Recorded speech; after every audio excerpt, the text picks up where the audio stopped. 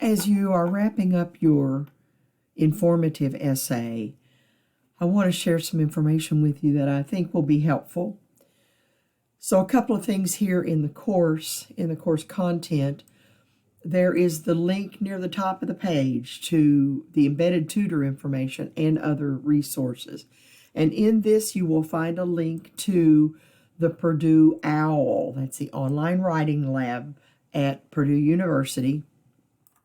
And when you click on that, you will find access to the MLA style guide and then the APA style guide, which we will need for our final paper. We'll start learning about APA style once we finish this paper.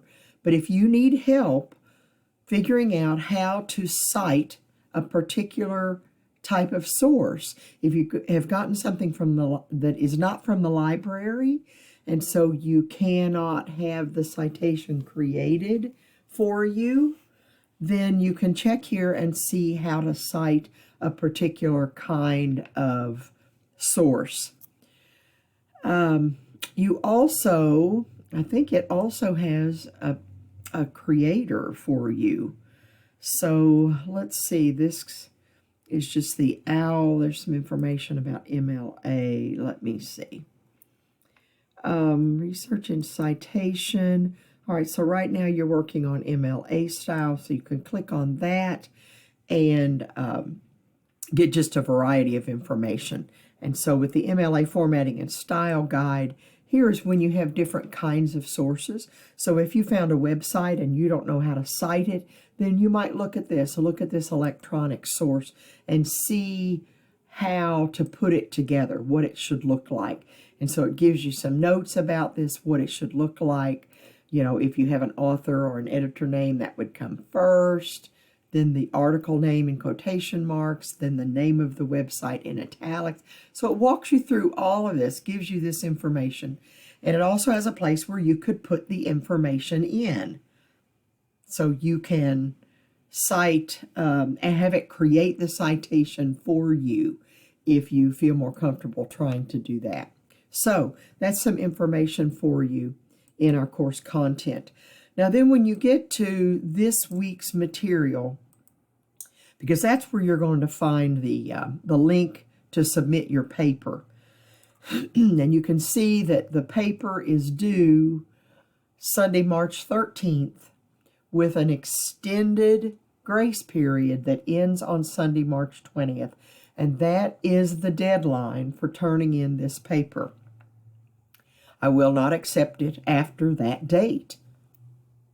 So if you're having problems, you need to contact me. So I have this information here about that if you're running a week behind on your assignments, use spring break week next week to catch up so that by the 20th, you are completely finished with all of this, and then we'll begin our final unit. But when you open this week's folder and you scroll to the link for the paper, then here's a way that you can kind of evaluate how you have done. Of course, having Anastasia to proofread or edit, review, give feedback on your paper is really helpful. But here's something that you can use yourself. So when you open this assignment, you see that it says it's graded with a rubric. And when you click on that, you're going to get the rubric. And so here are the sections of the rubric.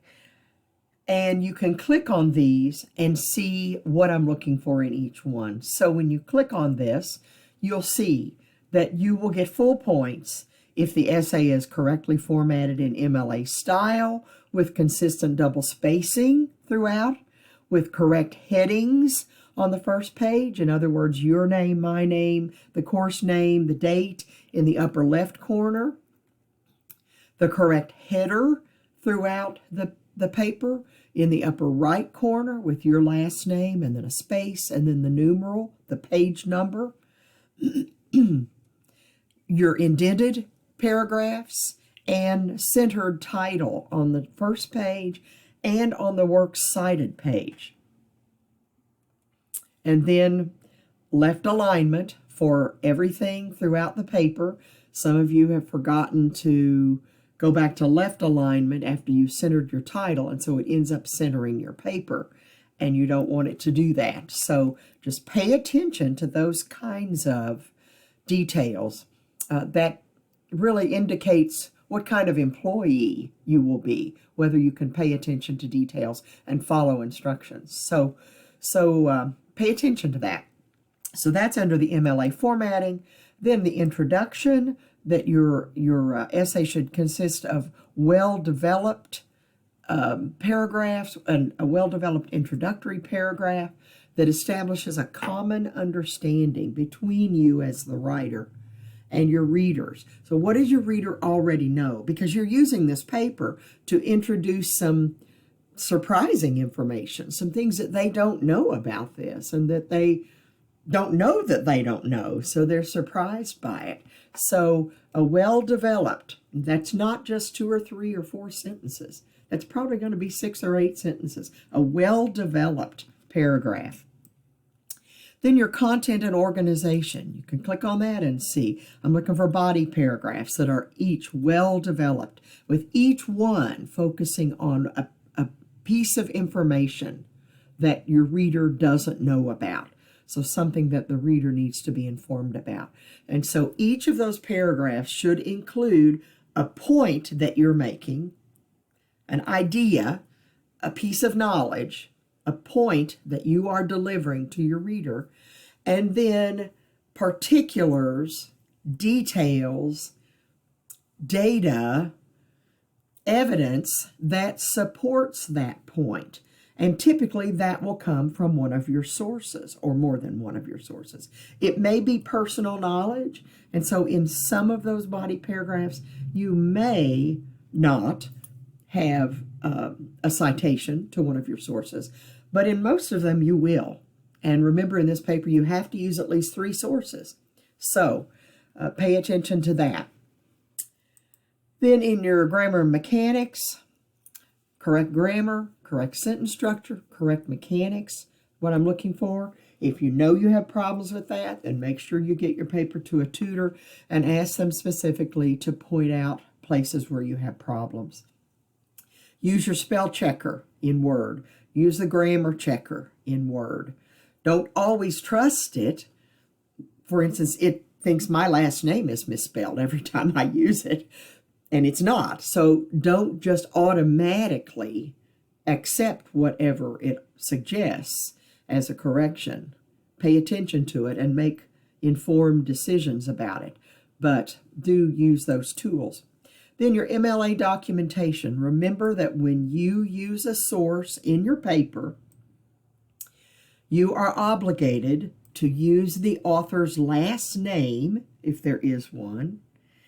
If there isn't, you use whatever information starts the citation on the works cited page. And you've seen that in chapter 24, I believe, where it shows you exactly the connection between what you say in your paper and how you refer to your source and what it looks like on your works cited page. So whatever that citation begins with, and if you have an author, it's going to be the author's last name. That's what you must use in your paper to identify that source. You don't give the full title. You don't give, a lot of information about it. All you have to do is say, according to so-and-so, or in an article by so-and-so, this data is presented.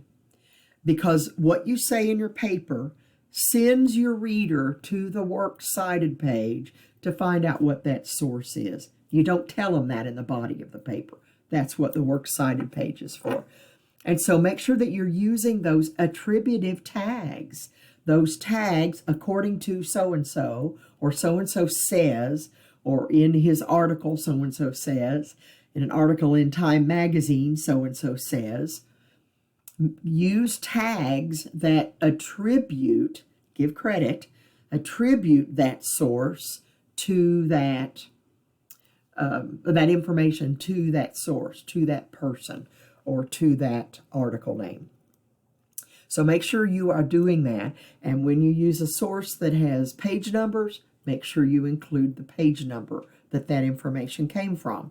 If you don't have page numbers, but you have paragraph numbers, make sure you use those. And pay attention to how they're cited differently. If you have an author and a page number, it's just going to be that last name space and then the numeral in parentheses. You don't need P period for page. You don't have a comma between them. But if you're using paragraph, there's going to be a comma, and there's going to be the abbreviation for paragraph. So pay attention to that. That information is on the introducing quotes handout, document in your course content. It's also in chapters 23 and 24, if I'm remembering correctly. So pay attention to that. Then under your works cited, it tells you what I'm looking for with that. A works cited that has no errors in entries or in format. So remember to center that title, works cited. If you're using the MLA template in Word, it has it incorrect. So you need to center that title. And then make sure that you left a line, again, so that your cursor goes back to your left margin. And then use hanging indentation. That means you're going to put your cursor at the end of the first line of the citation and hit enter and then tab over. And once you've done that a couple of times, Word will pick up on what you're doing and it will figure out that you're trying to use hanging indentation, and it will create it for you as you hit enter. So your works cited page with no errors. And then your use of particulars. Now your particulars are your sources. Those are the sources that you're using. And so all of your sources should be high quality sources, and they should be used well to support the points that you're making. Remember that your sources do not make the point for you. You have to make the point. So if I'm writing about plastic pollution, I may say that our oceans are becoming overrun with plastic, discarded plastic. And then I'll say, in fact, so-and-so says that 83% of blah, blah, blah, and I'll go on with that.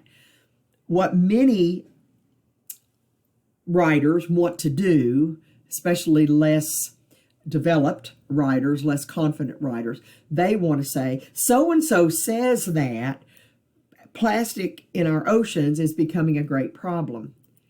Don't use your source to make your point. Make your point yourself. Plastic is becoming a problem. In fact, so-and-so says this about it. Make your point, and then use your sources to support that. And so that's how you use points and particulars. And that information has been in your I think in either chapter 22 or 23, where it talks about using points and particulars, or using your sources to make your points, provide the support for your points. So that's one of the tools, looking at the rubric, one of the tools that you can use to double check yourself.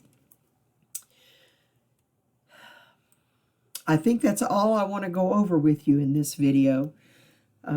So make sure that you get hold of Anastasia or me if you're having problems.